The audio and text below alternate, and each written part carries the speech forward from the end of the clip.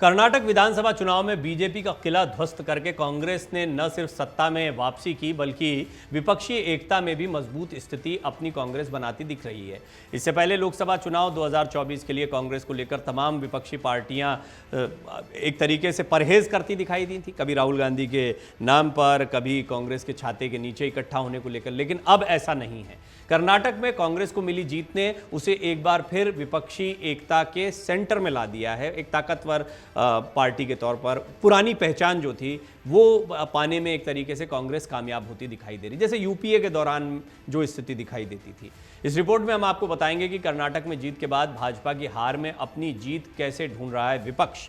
2024 में BJP versus Congress मुकाबला होगा या फिर एनडीए यूपीए जैसी कोई स्थिति दिखाई देगी और इस बार यूपीए जो है वो ज़्यादा ताकतवर होगा और जो विपक्षी दल हैं जो बीजेपी के खिलाफ हैं वो सारे के सारे क्या लामबंद हो जाएंगे। जैसे महागठबंधन का प्रयोग देखने को मिलता है बिहार में, वैसा प्रयोग राष्ट्रीय स्तर पर होगा। कर्नाटक में जीत से विपक्ष का सुर कैसे बदला है, अब कांग्रेस एक बार फिर धुरी में कैसे आते दिखाई दे रही है, और अगर कर्नाटक के बाद में आगे एक दो राज्यों में और कांग्रेस अपने आप को साबित करती है तब तो स्थिति बिल्कुल अलग हो जाएगी। किसी बड़े राज्य में लंबे समय बाद कांग्रेस को जीत हासिल हुई, इसका श्रेय राहुल गांधी को दिया जा रहा है। दक्षिण भारत में मिली इस जीत ने कांग्रेस को विपक्षी एकता के केंद्र में लाकर खड़ा कर दिया है। अगले साल यानी 2024 की चुनावी रणभूमि में उतरने के लिए विपक्षी दल एकजुट होकर बीजेपी से दो हाथ करने की तैयारी में है। विपक्षी दलों को भी अंदाजा है कि एकजुट होकर ही बीजेपी को टक्कर दी जा सकती है।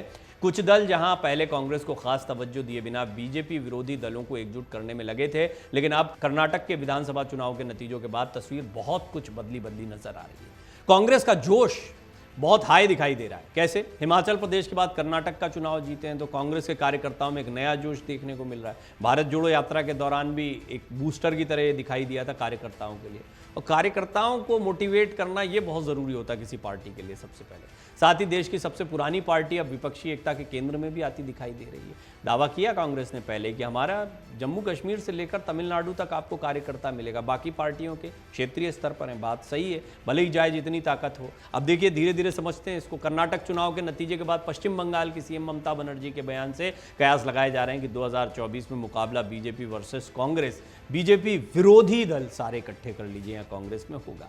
ममता बनर्जी के सुर कैसे बदले? टीएमसी प्रमुख ममता बनर्जी पिछले कई दिनों से कांग्रेस से दूरी बनाकर चल रही थी, लेकिन अब उनके तेवर बहुत बदले हुए दिखाई दे रहे हैं।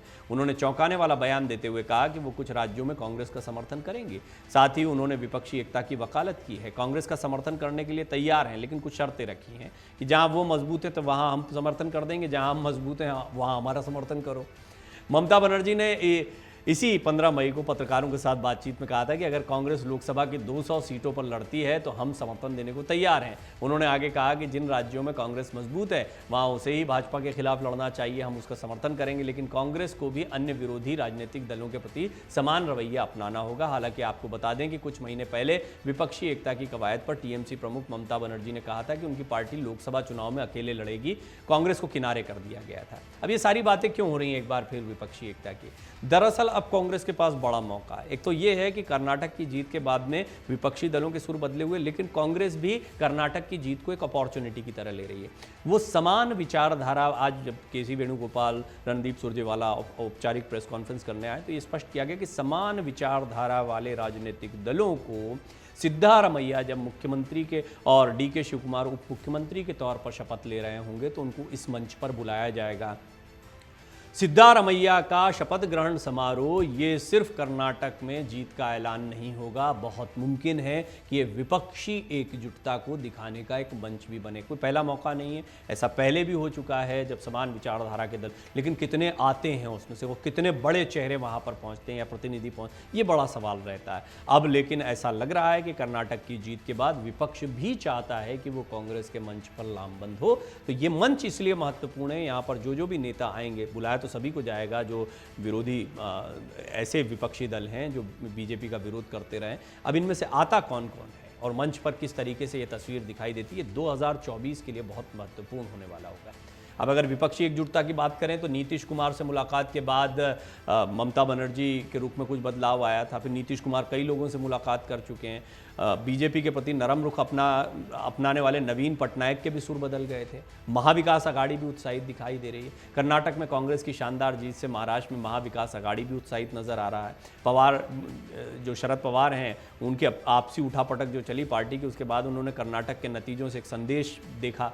उन्होंने कहा कि इससे संदेश मिला है, सभी विपक्षी पार्टियों को इस चुनाव ने एक रास्ता दिखाया है। उन्होंने ये भी कहा कि विभिन्न राज्यों में समान विचारधारा वाली पार्टी एक साथ आकर जनता को एक विकल्प दे सकती हैं।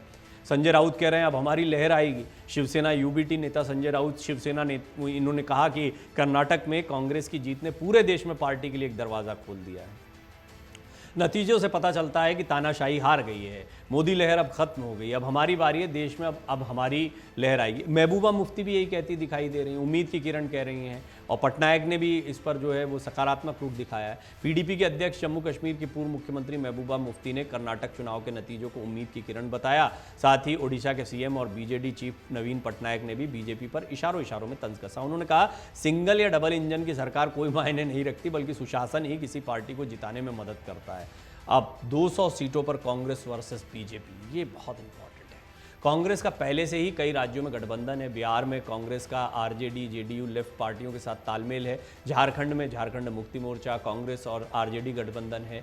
महाराष्ट्र में शिवसेना, उद्धव गुट, कांग्रेस और एनसीपी है। बीजेपी के खिलाफ अलग अलग राज्यों में पहले से ही गठबंधन मौजूद है, और जहां अन्य क्षेत्रीय पार्टियां नहीं हैं वहां सीधी लड़ाई कांग्रेस और बीजेपी के बीच में है।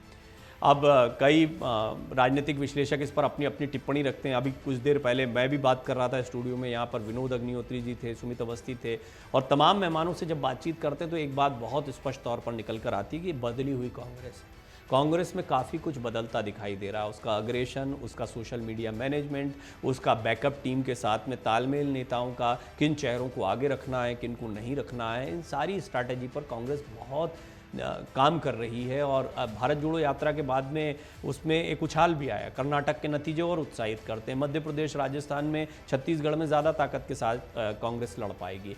कई राजनीतिक विश्लेषक ये भी कहते हैं कि देश भर के अलग अलग राज्यों की 200 लोकसभा सीटें ऐसी हैं जहां कांग्रेस और बीजेपी के बीच सीधा मुकाबला है। कांग्रेस अगर कर्नाटक में नहीं जीतती तो भी वो कई क्षेत्रीय पार्टियों के मुकाबले में मजबूत रहती है। विपक्षी एकता में पहले भी कांग्रेस को निगलेक्ट नहीं किया जा सकता था, और अब भी ये स्थिति, अब तो बिल्कुल भी नहीं रहेगी ये स्थिति। कर्नाटक की जीत के बाद कांग्रेस विपक्षी एकता के केंद्र में आ गई है। राजस्थान, मध्य प्रदेश और छत्तीसगढ़ में इसी साल विधानसभा चुनाव हैं। कांग्रेस अगर इन तीनों राज्यों में भी या इनमें से ज़्यादातर राज्यों में जीत दर्ज करने में कामयाब होती है तो कांग्रेस के इर्द गिर्द ही 2024 का चुनाव होगा। विपक्षी एकता को कांग्रेस लीड करती हुई 2004 की तरह नजर आएगी। विपक्षी एकता की मुहिम के केंद्र में भले ही कांग्रेस खड़ी नजर आ रही हो, लेकिन पीएम नरेंद्र मोदी के सामने विपक्ष का चेहरा कौन होगा, इसे लेकर संशय बना हुआ है। ये एक बड़ा सवाल रहेगा। बहरहाल ये सारे के सारे सिद्धारमैया के शपथ ग्रहण समारोह में एक मंच पर आ सकते हैं। बहुत दिलचस्प होगी ये तस्वीर, देखना होगा कौन कौन कांग्रेस के इस मंच पर आते हैं। हालांकि कोई औपचारिक ऐलान नहीं होगा कि विपक्षी एकजुटता है, लेकिन एक बड़ा संकेत, एक बड़ा संदेश यहां से मिलने वाला है। मन से उजाला कर चले, मन से उजाला कर चले, एक अमर उजाला।